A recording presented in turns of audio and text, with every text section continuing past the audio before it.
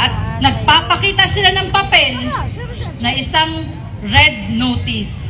Ako daw ay wanted ng Interpol.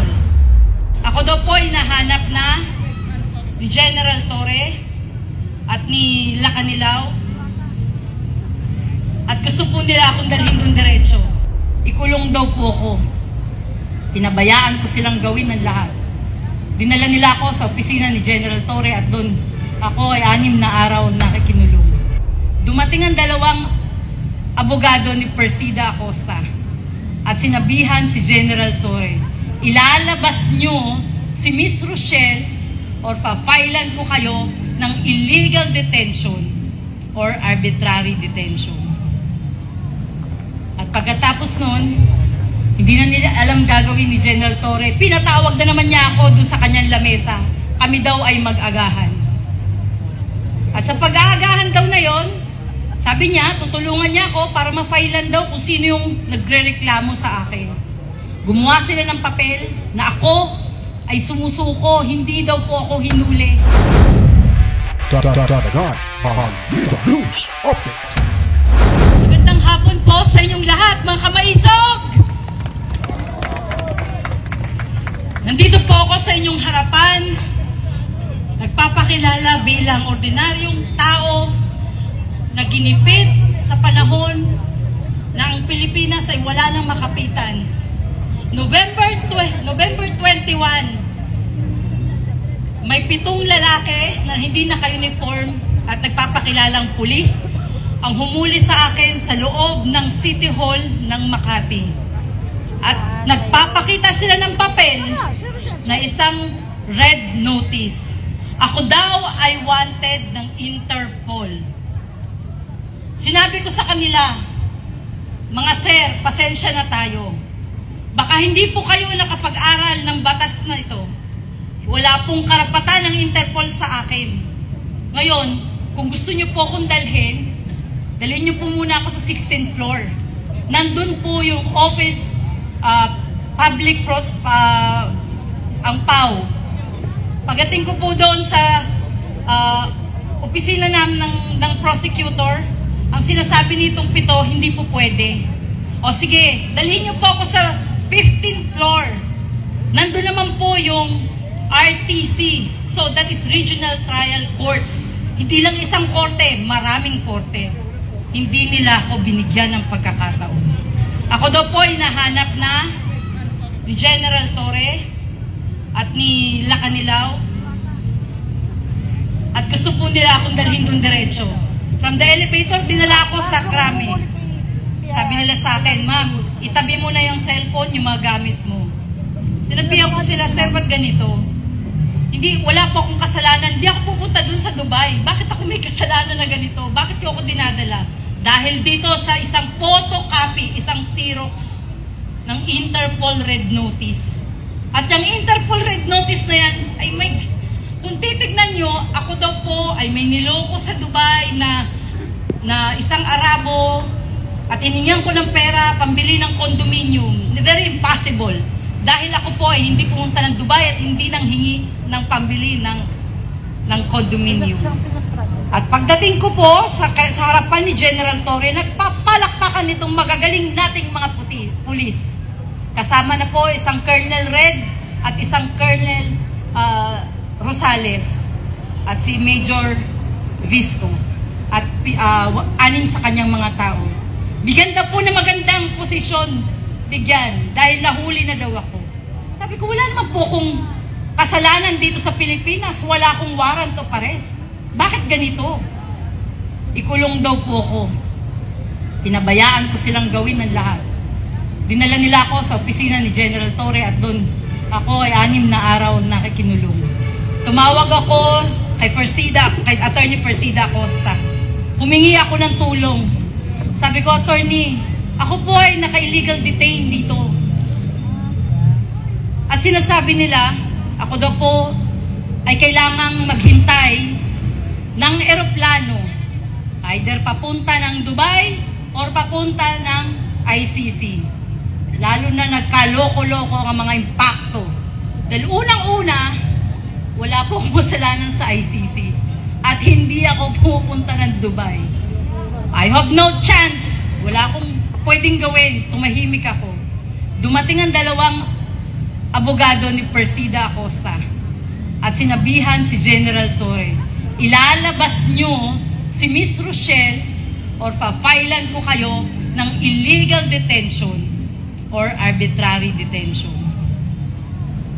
At pagkatapos nun, hindi na nila alam gagawin ni General Torre. Pinatawag na naman niya ako dun sa kanyang lamesa. Kami daw ay mag-agahan.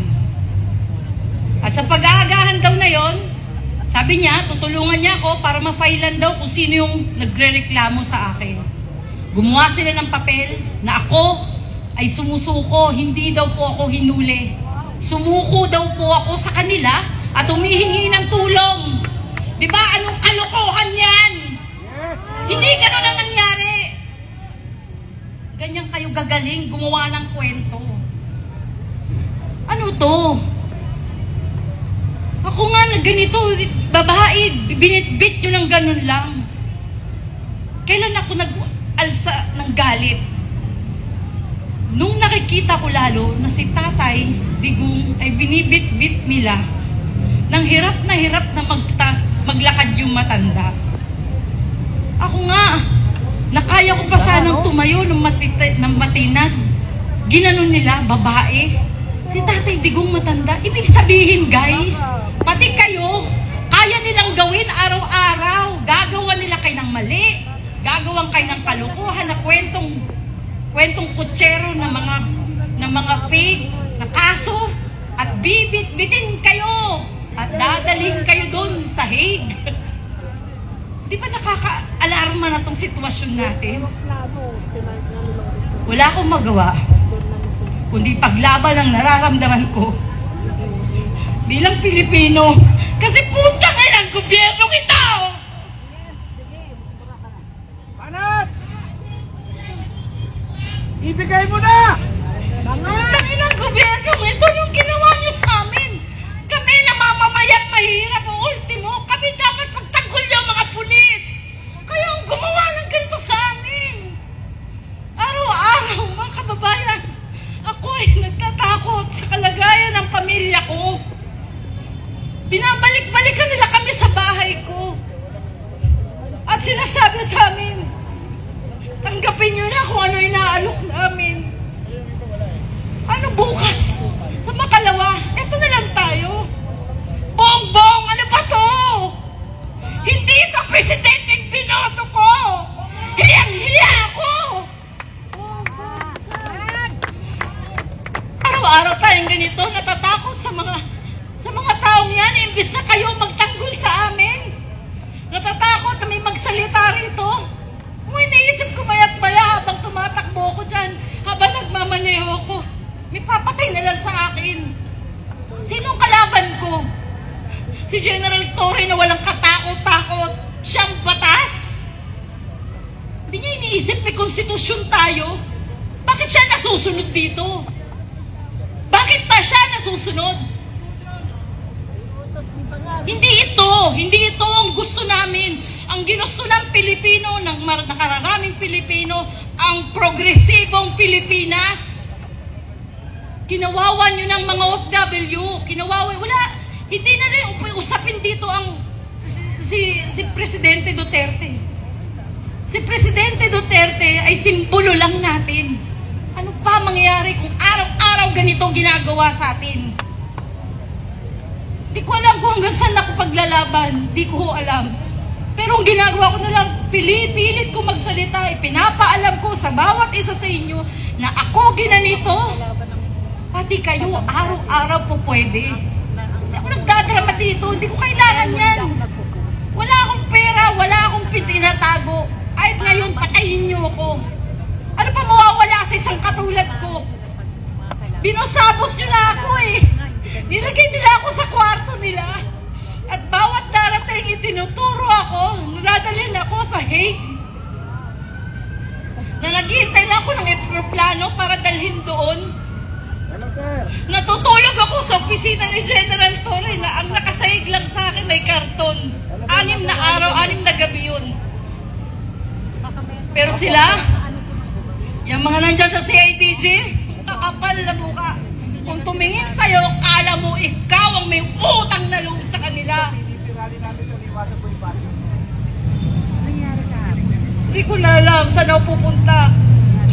Hindi ako nanghihingi ng pera kahit kanino. Ang hinihingi ko sa inyo ay paglaban nyo, pagka-Pilipino ninyo. Wala na tayong pag-asa. Ayokong mawala ng pag-asa ang mga anak ko. Ayokong mawalan kayo ng pag-asa. Lumaban tayo. Ipaglaban natin ang kasarinlan natin na pinaglaban ng mga Pilipino noon.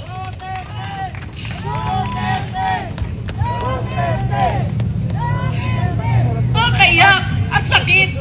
Pero hanggang kailan tayo gaganituhin ng gobyernong binoto natin? At ang namamayani ngayon yung mga tao na kinaayawan natin noon, ang mga oligarkiya na patuloy dyan, na minamanipula ang ating gobyernong bangag.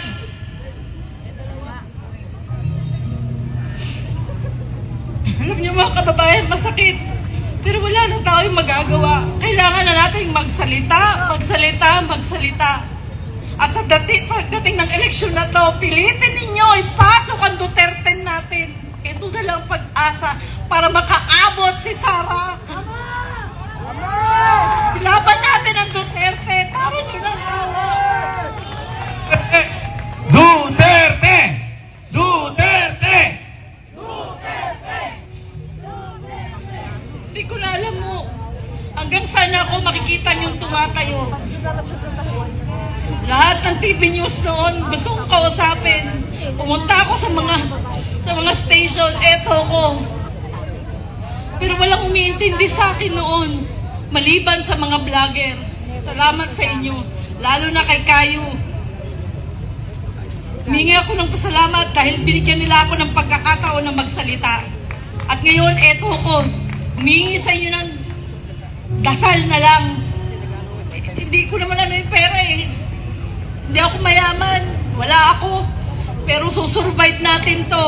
Magtutulungan tayo. May ahon ng Pilipinas. Ibalik natin sa tamang posisyon ang bansa natin.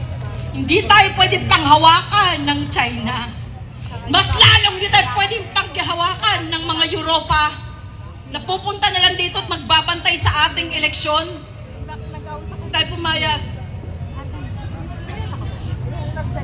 Hindi tayo papayag.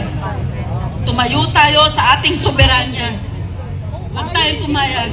Maging matigas tayo sa paninindigan natin na tayo may sariling kasarinlan. Katulad ni Bonifacio na nakatayo dyan.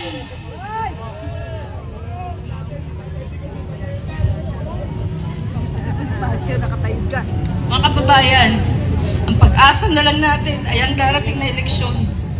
At ang 10 yan, aray nawa, bigyan pa tayo ng may kapal. Nag-bless sila at ang pusin nila'y panghawakan na panindigan ng katotohanan sa ating bansa. Wala nang pag-asa pag hindi pa tayo gumalaw. Sabihin natin sa ating mga pamilya, iboto ninyo straight Duterte. Hindi ko alam.